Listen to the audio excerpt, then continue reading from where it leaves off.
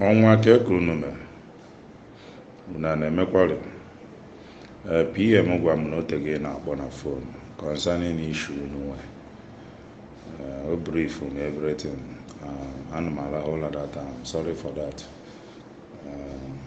Concerning issue n'onwe na Lagos, a place called Abulado, a na-akụkpọsi ụlọ ndị Igbo dị ya na-akụtụsi ụlọ ha. Emekwa m few calls ka m mara ihe wee kwuo na ụlọ dụ na efe iche na ebe ahụ ụlọ dụ na ekwesịghị ịlụ ụlọ dị ya. Ndị Igbo jejegokọsị ya na a na-agwa ha na-ego ha na kwuo na o nwere ihe ya eme. So the only thing bụ aghọtara m ihe ị na-akpọnụ ka akpọba asọrọ ọkụ mebe kọntaktị ka ha wee nwee ike stọpụ ha. But ị kwesịrị ịma na distance echigo m many times warning concerning all this issue. Kwọcha ndị Igbo be anyị na egwu a na-agba nkịta. Problem ndị Igbo nwere bụ na ha were ego meruchi ihe niile bụ ego. Anyị adịghị political in life. Agbụrụ ọbụla adịghị political in life enweghị ebe ha ji azụ eje. Ha ya bụ confused people until ha adị political in life. Average onye Igbo ọbụla believe na ego bụ everything. Ego abụghị everything. So tribe anyị na-eme ya. Ihe akpọ onye Igbo asị nwanne gị nọ n'isi si ya na ihe dị otu a stop one ya. Ikwucha ya okweghị ọ pụọ n'azụ. Ọ sị na ị na-aghọrị ya aghọrị. Ị chọghị ka o mee investment n'ebe ya bụ tomorrow to make a sort big money. They went and be doing the things they want. Then when the problem comes, ha kpọkasịba na phone ka na-egbuo ha na-enyere ha aka.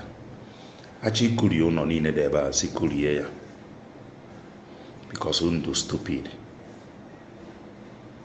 Very stupid.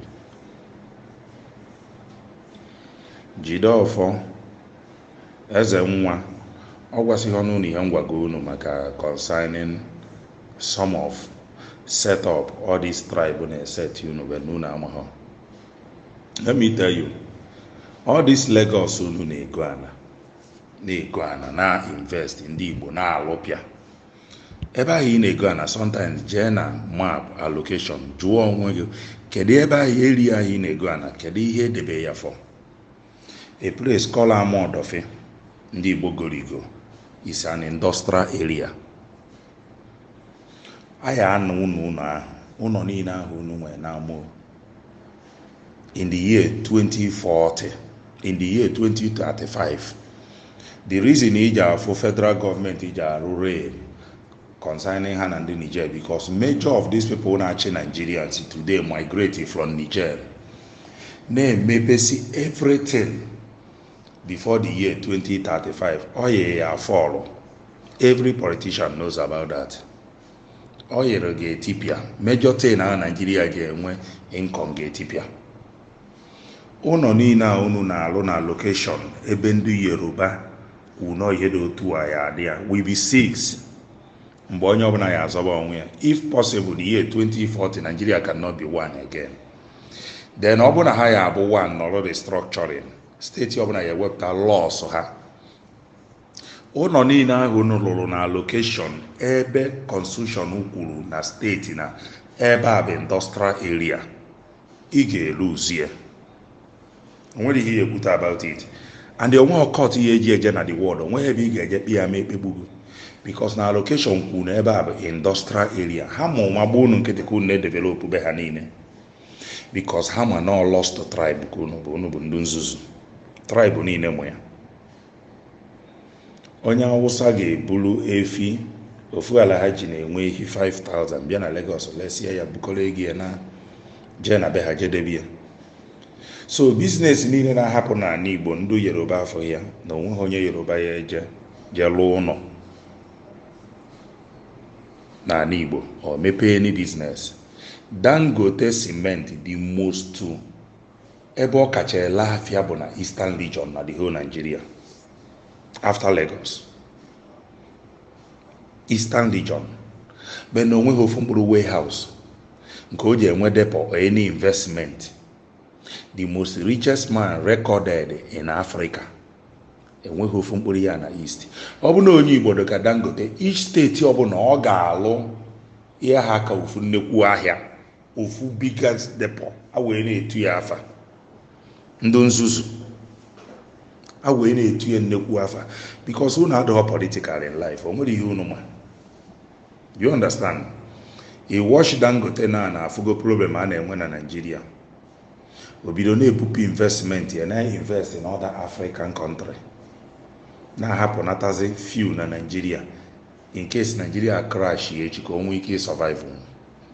Unu adịghị political in life. You got to go? So na call niile na-receive, o nwere ihe mmenwu maka ya. Achọsị kurisie ụlọ niile ahụ dị na abụlado, sị kurisie ha ncha. Unu bụ agbụrụ na-ezuzu ezuzu. Unu nwere ana Igbo ya eme investment. Kedu ihe ma eji akwụrụ ndị Nnewi iwu? Nnewi bụrụ afịa a na-azụ n'akụ niile dị na Nigeria, bunata ya na be ha mee ya ọbụla afịa obodo niile bịa ebe azụ bịa. Unu chọọ ka bụ unu dịka Lagos, unu bịa Lagos, unu akpa ego na ana be ha, bulu ego ahụ unu kpatara na anabụ unu ọka obodo ma ihe si eme ihe na-edevelopụ. Gọọmenti na-achị opportunity a this young man a na-akpọ Soludo take over the power. Ndị mmadụ na-akpọ ya Soludo, but I call him solution because ama m ihe ọ ya eme. I know what he can do.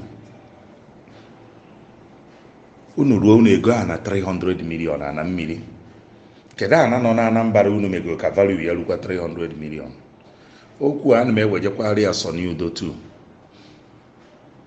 Irigota as a governor, you create avenue. Ọka bụ capital of Ndiigbo. Ọka dị ka Bendala. Enwe ọda towns dodebe n'Ọka ka nwee virgin land.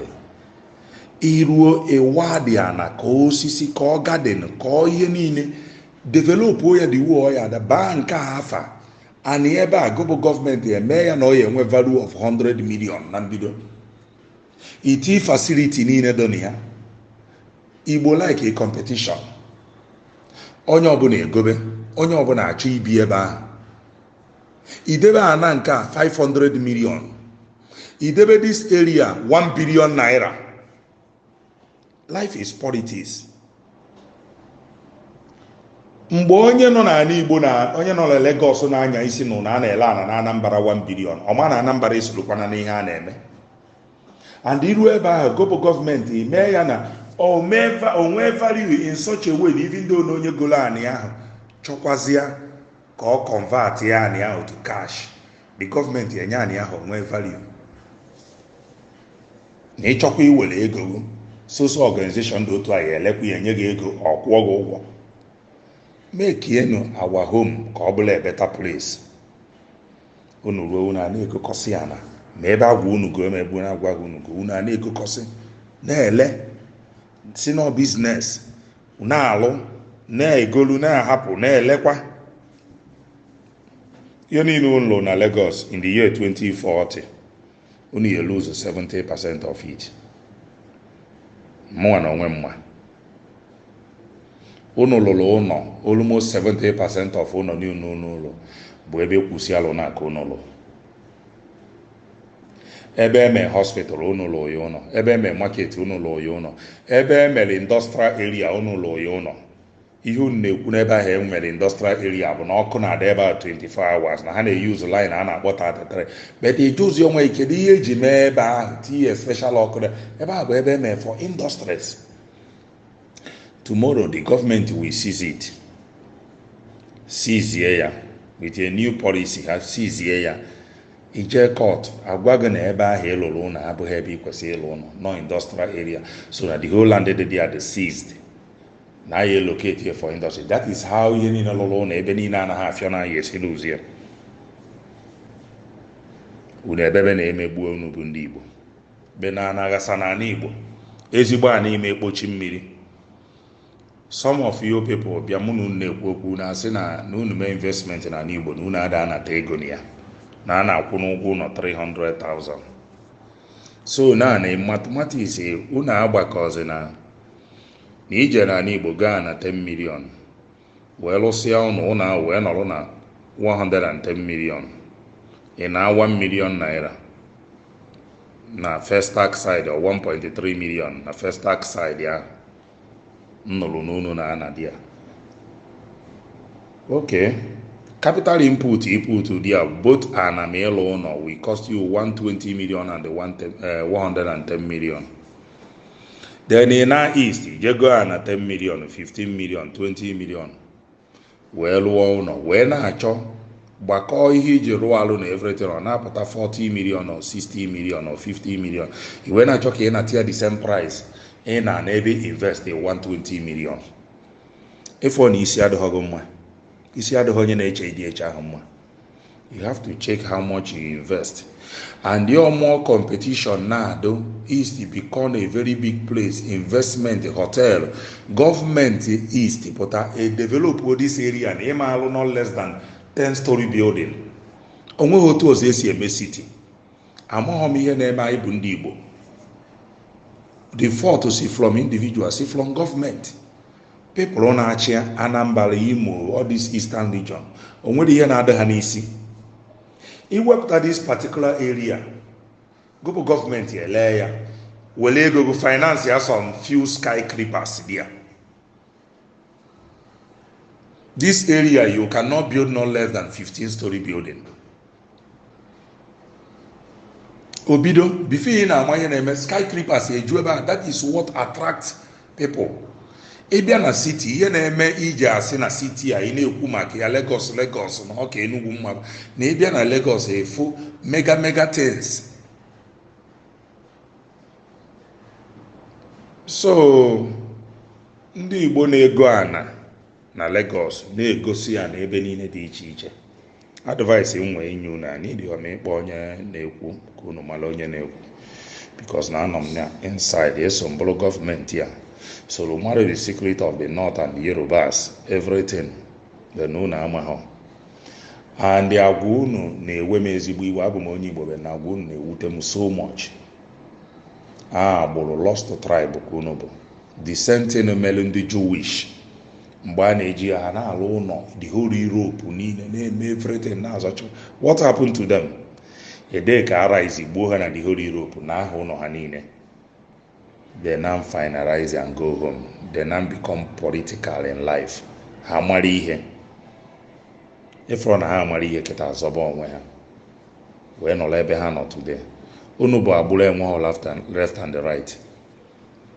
Na ani Igbo unu melu na ego bụ ihe niile. But na tribe niile na Nigeria emeghe ego bụ ihe niile.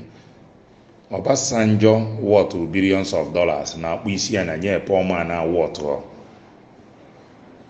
50 million. Go and check. Otu aka ọdụ na North. Be na agbụrụ unu nwa bụ ndị Igbo si na ndị igwe dị na be ha na ha enweghị ego si napụghị ya were enye ndị nwere ego. Egwu unu niile na-abụ egwu ego itu afa. Nke a sị na afịa bụ flavor tikwu egwu pụta na ajụ unu makwa ndị anyị bụ unu na-amani onye ka unu bụ gịnị ka unu bụ. Unu na-amagharị n'ime gwongwolo na ime ahịa nkanka ahịa alụsị unu na-epigharị ya na-eme nwa nka nonsense importation a. Unu amụghọ na Awụsa a plan go many things na ọkwa ndị Igbo nọkwa ha nso na ayọ ha na one frustration will destroy everything sa. Unu na-ezuzugharị ịmakwa ndị anyị bụ ajụọ gị isi Obi Kubana a na-akpọgasị afa ndị ụmụazị enweghị ofu mkpụrụ 1 naira ha ji.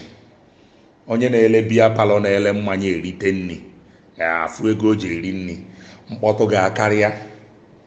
N'ịma this crude oil Nigeria nwe a na-ele $65 to $70 per barrel. Nwee ndị na-abụ every 1 week ọbụla ha na-amịpụ no less than 2 million barrels lee ya n'azụ tie ego n'araba. Ha nọ na Nigeria ka nkọbe n'ime ahụ. Mmanya ahụ Obi Kubana na-ele na biya ọ na-ele unu ji afịa Obi Kubana emeso mkpọtụ money na-ayọ pepa eji agba ngwa ahịa ji ayọ mmadụ ịyọta pepa eji agba ngwa ahịa. The same money unu na-eme mkpọtụ very lousy tribe. oyọta kọntena oti profit wee rie ojide escort 1000 na-aga mgbe nọọ mmadụ na-eri ego niile terminals niile ahụ efuru nwee ndị ọ nọ nda ha na-eri ya ije yọọ kọstọm ka ịkwụọ 1 million naira irozazia nọọ mmadụ na 1 million ahụ ịkwụ nwee onye nwe 600,000 ya nke ọzọ na-agazi to akpa federal gọọmenti. Ndị nzuzu ka ebe mmezi kwubedu maka ndị Igbo ka ebe mmezi kwubedu otu a mgbe ọbụla iwe emegidekwa yọgide ijekwa na ịma hapụ ndụ nke gị. Kịta kọọlụ niile na-afịa bụ ka akpọba federal gọọmenti ka a stọpụọ emepụge kọnekshọn ka a stọpụọ na a na-akụrisi ụlọ ndị Igbo si kụrisie ha ncha. Unu ezuzugbugo onwe unu bịado na Lagos agola na lụọ ya 4 rooms 5 rooms 6 rooms bungalow mara ezigbo mma. Unu ya na inwe eme ha anaghị amụ na afụgo na agbụrụ onye Igbo ọbụla like comfortability ịlụsi ofu ahụ izuo ike were ego niile aje na Igbo na aghọghị ahịa ma ọ na lụbana ya onwe ebe ya bụ nluluo ya ateta na unu afụ na onwezi ebe dị ka ya na Naịjirịa. Dubai bido ya ana ha niile bụ desert ha mee meeting otu a na bidio today ọkwụwa niile abịaghị unu lụbapụ unu lụsibie ike with the help of the governors na-achị ha create a virgin land ha waa ụzọ ka osisi mee ebe niile mee ebe a hospital mee ya niile ka ọ ya dị lebe ana napụ villagers ị na-ele ana gọọmenti bịa na ya develop this area ha see mapụ ka ụlọ niile ya dị na this area ga-adị ha see mapụ ka ụlọ niile dị na this area ya adị ha negotiate with the villagers ndị obodo nwe ana na gọọmenti ya kwụ ha ọnụ otu a gọọmenti ejiri aka ha lee ana enwee organization na-afụ na master plan na ihe niile ekwudo otu ahụ. That is how to build a city. Ebe skyscrapers ga-adị, ebe hospital ga-adị, ebe police station ga-adị. Each close ọbụla close ịtọ ga-enwe ofu police station. All these things you put all things in place. Ebe ọbụla gasara agasa enwere ihe a na-enwe na ya na-enwe isi. That is why when Soniudo is coming I enwe m ezigbo hope. Even though through my voice Soniudo ya monye na-ekwu enwe m ezigbo hope ebe ọ nọ because akpọnya solution. Man, he must do something. It will plan Anambra State. Praise God. Onye nwa bata mgbe bank Nigeria gasara agasa mee ya today otu ọdụ mee ya na bank enwezi ike ifodu. So all these things ọ ga-put here in place ka unu natabịa invest ebe na Igbo iji si ike lụrụ ebe ị ga-ebi ọ bụrụ ụlọ ana nke ị ga-anịnwu because ya na-achọ ịkọwara unu today bụ na the year 2040 unu bụ ndị Igbo ya afọ ihe unu mere onwe unu. Ọ dịgo na gazeti, ọ dịgo na master plan, onye ọbụla mụ ya. Onye Igbo ọbụla nọ n'ọkwa lụrụ Awụsa nso lụọ Yoruba nso amaghị ya o nwere ihe ọma a na-eme na gọọmenti ofeke ka onye ahụ bụ. So na ihe niile unu kwu na voice talk anọ nyọ ya ma njisikwa ka nsendịkwara because mgbe nwefe mụ na unu ekwube na call. So unu mara ụta dị unu mma unu eme marụkwa na amalụ na ya ha kụkpọsịa ya unu enuru bịa ha ya unu ekwuo na ha gwụ nnọọ 20 million or 30 million ka each plot ya unu kwụọ unu na-akwụ ụgwọ ahụ marụkwa na amalụ na the same issue ma eji kụkpụ ya ka nọkwa on ground echenjibekwa na that area na ọ bụzi resident area so that tomorrow you see of hope so that tomorrow such thing will not happen again. They will just correct money from you people waiting for the time. Onye na-agwụ na Nigeria amecha piasa anyị ejikọrọ Nigeria anyị nche ọnụ bụ na a na-amị crude oil. Awụsa nwere a lot of resources but na envy ha eji hapụ crude oil abụ issue ha. When the crude oil we cannot solve the problem of Nigeria, then ndị Igbo na investment niile unu mere na the whole Nigeria unu ga-ebe akwụ ya. Mmee unu ya ebe akwụ ya. ala la la la la la